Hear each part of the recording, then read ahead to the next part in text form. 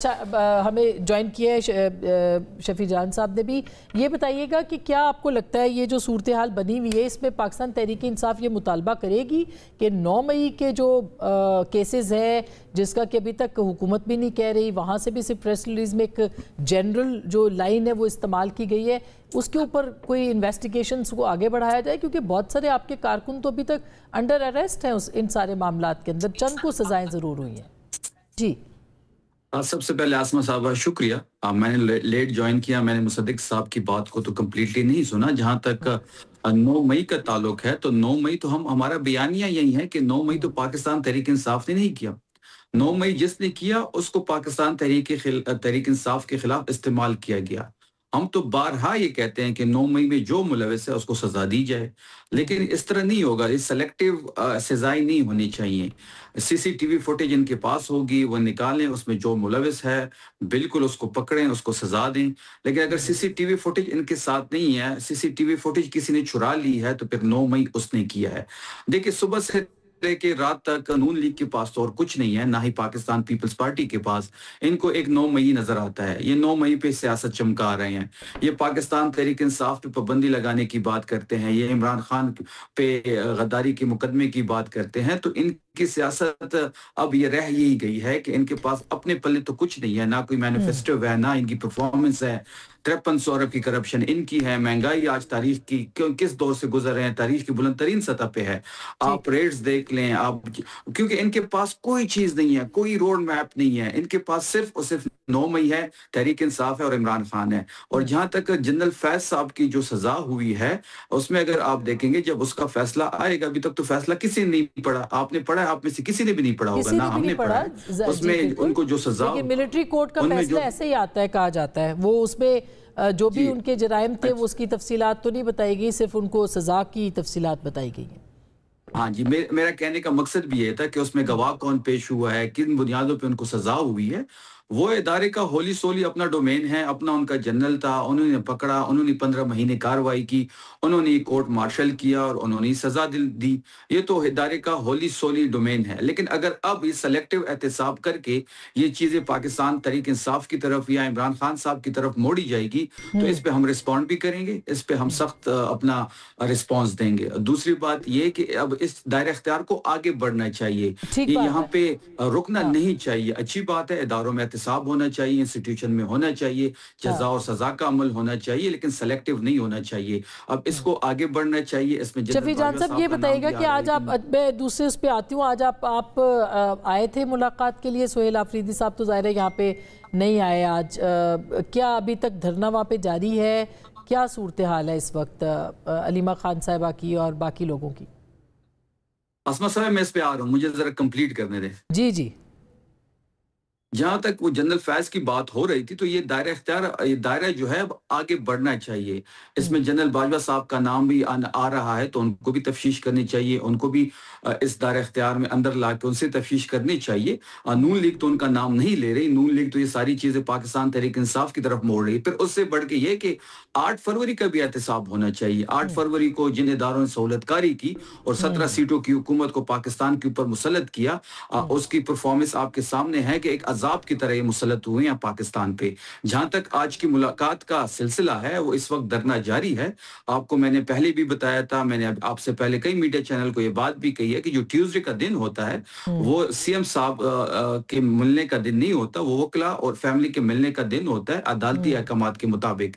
Political جو ہماری leadership ہے وہ لیکن آج جو بیان دیے وہاں پہ سلمان اکرم راجہ صاحب نے وہ کافی پازیٹیو اگر دیکھا جائے تو مثبت ہے. ان سے سخت سوال کیے گئے کہ آپ کیوں نہیں یہاں پہ احتجاج کرتے, تو انہوں نے کیا جواب دیا وہ میں آپ کو سنوانا چاہتی ہوں, پھر میں مزید اس پہ بات کر. سنوائیے گا سلمان اکرم راجہ صاحب کا اسٹیٹمنٹ. ہم ایسا کوئی شعبہ نہیں کرنا چاہتے جو 1 دن کا 2 دن کا شعبہ ہو اور اس کے بعد سینکڑوں ہزاروں لوگ مرے پڑے ہوں اور خان جیل میں ہوں. ہم ہوش مندی سے کام کریں گے, ہم دباؤ میں نہیں آئیں گے. یہ جن لوگوں کو خان نے سمجھا ہے اس قابل کہ وہ فیصلہ کریں, وہ آپ سے بہتر تاریخ کو سمجھتے ہیں, وہ بہتر سمجھتے ہیں کہ یہ تحریک کیسے چلتی ہے. اس وقت علماء شاید ان کی دانست میں نہیں آیا, علماء آئے گا, اس کا انتظار کیجیے. اس سے پہلے اگر آپ کچھ کرتے ہیں صرف بے وقوفی ہوگی, ہلاکت ہوگی. یہ بہت مثبت سٹیٹمنٹ ہے اور بڑی انہوں نے اس پہ کہا ہے کہ ہوش مندی سے ہم کام لیں گے، جذبات سے کام نہیں لیں گے، اور یہ نہیں ہو سکتا کہ لوگوں کو لے کے ہم چڑھا دیں۔ اس سے پہلے ہم نے پاکستان تحریک انصاف کے اندر یہ والا جذبہ نہیں دیکھا، یہ اس کی کیا خاص وجہ ہے؟ کوئی نئی اسٹریٹجی ہے آپ کی؟ دیکھیں، اس وقت جو دھرنا وہاں جاری ہے، یہ دھرنا اس لیے جاری ہے کہ عدالتی احکامات جو ہمارے پاس ہے، جو بنیادی حق ہے عمران خان صاحب کا، حکومت اس کو مان نہیں رہی۔ حکومت کی حد درمی ہے کہ وہ عمران خان صاحب سے کسی کی ملاقات نہیں کروائیں گی۔ جب یہ حد درمی کا مظاہرہ کرتے ہیں، غیر قانونی اور غیر آئینی کام پہل یہ کرتے ہیں، تو اس کے بعد وہاں دھرنا جاری ہو جاتا ہے اور وہاں مذمت ہوتی ہے، جلسہ بھی ہوتا ہے، جلوس بھی ہوتا ہے۔ جہاں تک سلمان اکرم راجہ کی سٹیٹمنٹ کا تعلق ہے، جو انہوں نے سٹیٹمنٹ دی ہے، تو دیکھیں آپ کو بھی پتہ ہے اور یہ تو ہم بار بار کہہ رہے ہیں کہ جو بھی پلان ہوگا، مذمت کا ہوگا، احتجاج کا ہوگا، لانگ مارچ کا ہوگا، دھرنا ہوگا یا مذاکرات ہوں گے، وہ محمود خان اچکزئی صاحب اس کا فیصلہ کریں گے، علامہ ناصر صاحب اس کا فیصلہ کریں گے، کیونکہ عمران خان صاحب نے علیمہ خان صاحبہ نے آج پھر علیمہ خان صاحبہ کا سٹیٹمنٹ بالکل الٹ ہے جو کہ انہوں نے دیا ہے سلمان اکرم راجہ صاحب نے۔ تو اس کا مطلب یہ ہے کہ علیمہ خان صاحبہ جو ہیں وہ مزاحمت کی طرف جا رہی ہیں اور باقی جو پارٹی ہے وہ مفاہمت چاہتی ہے تاکہ کوئی سیاسی رستہ نکل سکے۔ دیکھیں، علیمہ صاحبہ کے سٹیٹمنٹ کا تو مجھے علم نہیں ہے، میری نظر سے وہ نہیں گزری۔ میں خان صاحب کی بات کر رہا ہوں، عمران خان صاحب کی، جو انہوں نے ذمہ داری محمود خان اچکزئی صاحب کو دی ہے اور جو علامہ صاحب کو دی ہے، ان کو ہم نے اپوزیشن لیڈر کے لیے نومینیشن بھی کی ہوئے، لیکن نوٹیفیکیشن قومی اسمبلی اسپیکر نہیں کر رہے کیونکہ ان کا اختیار میں نہیں ہے، وہ کہیں اور سے حکم کے انتظار میں ہیں، وہاں سے کوئی حکم آ گیا تو وہ نوٹیفیکیشن کر دیں گے۔ مگر تحریک کا تو نوٹیفیکیشن سے کوئی تعلق نہیں ہے نا، وہ تو آپ اچکزئی صاحب آج چاہیں تو وہ کر سکتے ہیں، راجہ ناصر عباس صاحب کہیں۔ بالکل، تمام اختیار ان کے پاس ہیں، وہ جو بھی تاریخ دیں گے، جس طریقے کا احتجاج کرنا چاہتے ہیں، مذمت کرنا چاہتے ہیں، مذاکرات کرنا چاہتے ہیں، یہ تمام تر اختیارات محمود خان اچکزئی صاحب کے پاس ہے، کیونکہ عمران خان صاحب نے یہ ذمہ داری ان کو سونپی۔ ٹھیک ہے، یہ میں ایک چھوٹی سی بریک لے لوں، اس کے اوپر پیپلز پارٹی بھی ہے، پی ایم ایل این بھی ہے، ان سے بھی یہ سوال پوچھیں گے کہ کیا محمود خان اچکزئی صاحب جو ہیں وہ کوئی برج کا کردار ادا کر سکتے ہیں یا تحریک چلانا ہے، لیکن ایک واضح تبدیلی پاکستان تحریک انصاف کی جو پارلیمانی کمیٹی ہے، جو سیاسی کمیٹی ہے، جو ان کے نئے نام آئے ہیں، ان کے ذریعے سے ایک پیغام رسانی جو ہے وہ ضرور ہوئی ہے۔ بریک کے بعد اس پہ بات کریں گے، ہمارے ساتھ۔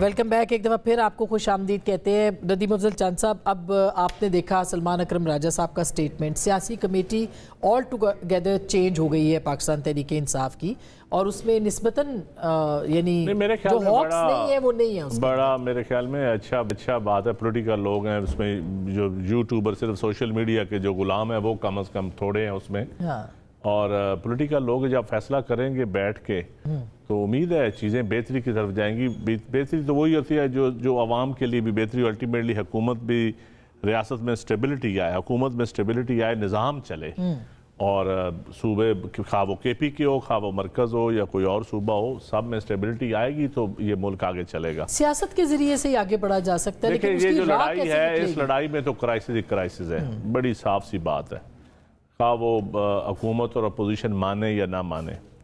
جہاں تک بات ہے، میں سمجھتا ہوں کہ اکاؤنٹیبلٹی کا، دیکھیں اب اگر یہ چل پڑی ہے رواج، یہ جو مداخلت کرے گا، جو اپنے اختیارات ناجائز استعمال کرے گا، تو پیپلز پارٹی کو تو کوئی اعتراض نہیں ہے، بے شک 2008 سے کمیشن بنا لیں۔ اچھا، پیپلز پارٹی تو 2008، 13، 24، 18 سارے بے شک بنوا لیں الیکشن کے، لیکن اس وقت جو عوام کی صورتحال ہے وہ بڑی، ہم 3 محاذوں پہ ہم جنگ لڑ رہے ہیں، اور انڈیا کے ساتھ جنگ کے بعد ایک قوم ایک اکٹھی ہوئی تھی، ایک مورال اپ ہوا تھا، اور میں سمجھتا ہوں وہ تقسیم نہیں ہونی چاہیے، اور اسی کو سامنے رکھتے ہوئے چیزیں پازیٹیو سائیڈ پہ جانی چاہیے۔ کون تقسیم کر رہا ہے آپ کے خیال؟ دیکھیں، یہ ہم پولیٹیکل لوگ ہی، پی ٹی آئی اور جو نون لیگ کی لڑائی ہے، اسی میں تقسیم ہو رہی ہے نا، صاف سی بات ہے، اور اس میں یہ لڑائی نہیں ہونی چاہیے۔ آپ تو راہگیر ہیں، دیکھیں آپ جو بھی ہمیں کہہ لیں ڈاکٹر صاحب آپ بڑے بھائی ہیں, میں آپ کو کیا جواب بھکاری کہہ لیں, راگیر کہہ لیں, اور کیا تانا آپ دینے چاہتے ہیں. یہ نہیں کہ حکومت دیکھیں نا اتحادیوں کے ساتھ آپ یہ کرتے ہیں. حالانکہ ابھی تو نہیں سنا ہوئی ٹی وی کے اوپر بیٹھ کے کہنا کہ آپ راگیر ہیں, اندازہ کریں نا. میں موقع پارٹی کا دے رہا ہوں, اس کا مطلب ہے نون لیگ کی نظر میں ہم شاید بھکاری بھی بن جائیں. ہم بھیک مانگ رہے ہیں کہ اس ملک کو استحکام دیں. آپ انہیں روکیں, ہم آپ سے بھیک مانگتے ہیں. آپ روکیں انہیں. پہلے پوری بات تو سن نہیں یہی بات ان کو موقع دادا مجھ سے غلطی ہو. آپ سے غلطی ہو گئی, آپ نے تسلیم کر لیا کہ آپ نے اتحادی کو ناراض کر لیا. میں نے تو محبت میں کہا کہ آپ ہمارے بھائی, آپ کوئی راگیر تھوڑی ہیں. تو انہوں نے راگیر پکڑ کے, میں نے بھائی کا رشتہ ناتا جوڑا, وہ بھکاری تک لے گئے. تو میں پھر معافی مانگ کے واپس ہی لے سکتا تھا اپنی بات. میں نے ویسے قربتوں کے اوپر تو بات کرنی ہے, ابھی نئی صلح ہوئی ہے آپ لوگوں کی. ادھر بلاول صاحب نے ٹویٹ کیا, ادھر مریم صاحبہ نے ٹویٹ کیا, تو اچھی چیزیں چل رہی ہیں. پاکستان پیپلز پارٹی جتنے سینئر صحافی بلاول صاحب کو لاہور میں ملے ہیں, اس میں انہوں نے این ایف سی کے اوپر, ریلیشن کے اوپر نون لیگ کے ساتھ بڑی ڈیٹیل ڈسکشن. کیا یہ بات درست ہے کہ انہوں نے کہا ہے کہ صوبے پہلے پنجاب کا بنائے؟ انہوں نے کہا, جب صحافیوں نے سوال کیا کہ جی آپ پنجاب کو تقسیم کرنا چاہتے ہیں, آپ یہ کرنا چاہتے, صوبے بنانا چاہتے, صوبے بننے چاہیے, مختلف رائے تھی لوگوں کی, تو انہوں نے کہا جس صوبے کے اوپر اتفاق ہے پہلے وہ بنا لیں, باقی کے اوپر ڈیبیٹ کر لیں. اگر صوبے آپ سمجھتے ہیں کہ ریاست کے لیے ضروری ہیں تو اس کے اوپر بیٹھ کے کنسنسس ڈیولپ کریں, اتفاق رائے پیدا کریں. جس کے اوپر اتفاق رائے وہ تو مان نہیں رہا, تو باقی آپ جنوبی پنجاب ان کا موقف دے کہ نان ایشو کو ایشو بنایا جا رہا ہے. وجہ کیا لگتا ہے آپ کو, کیوں نان ایشو کو ایشو بنایا جا رہا ہے؟ دیکھیں جی, میں سمجھتا ہوں کہ اس وقت جو تمام پاکستان کی جو اکائیاں ہیں نا, جو ہمارے ان کے اندر جو ریلیشن ہے نا, وہ آئیڈیل نہیں ہے. دوسرا, دہشت گردی ہمارا مین ایشو ہے. دہشت گردی کے اوپر بھی جو نیشنل ایکشن پلان پہلے بنا تھا, جس طرح قوم اے پی ایس, آج کیونکہ دن ایسا ہے, اے پی ایس کے بچوں نے پوری قوم کو اکٹھا کیا تھا, لیکن اس کے بعد ہم پھر تقسیم ہو گئے. اور آج بھی دیکھیں, ایک سویلین شہید ہو یا ایک فورس کا جوان شہید ہو تو حکمرانوں کو جواب دینا چاہیے. اور لیکن ہمارے روز بندے شہید ہو رہے ہیں اور ہم سیاست بیٹھ کے سیاست کھیل رہے ہیں. ہمارے ایشو کیا ہے؟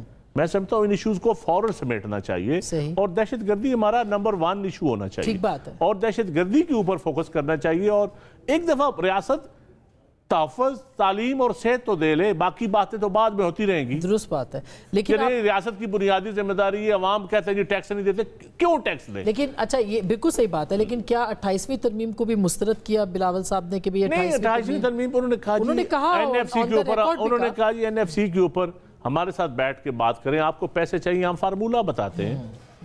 آپ جو ریکوری وفاق سے نہیں ہو رہی, جو ٹیکسز اکٹھے نہیں ہو رہے, وہ صوبوں کو دے دیں, جس کے اوپر صوبے باقاعدہ نہ ٹیکس اکٹھا کر سکیں, سروسز آن گوڈز جو, تو وہ ریمیڈی صوبے کے اوپر ڈال دیں. صوبے کے اوپر جس صوبے کی گورننس ٹھیک نہیں ہوگی, جو ریکوری ٹھیک نہیں کرے گا, وہ صوبے سے پیسے پورے کریں آپ. ٹھیک, تو یہ بڑا سمپل سا انہوں نے کہا. اصل چیز تو ہے آپ نے پیسے لینے ہیں, لیکن اگر آپ نے ایک نیا ایشو کریٹ کرنا ہے تو وہ ٹھیک ہے. تو اس کا مطلب یہ کہ 28ویں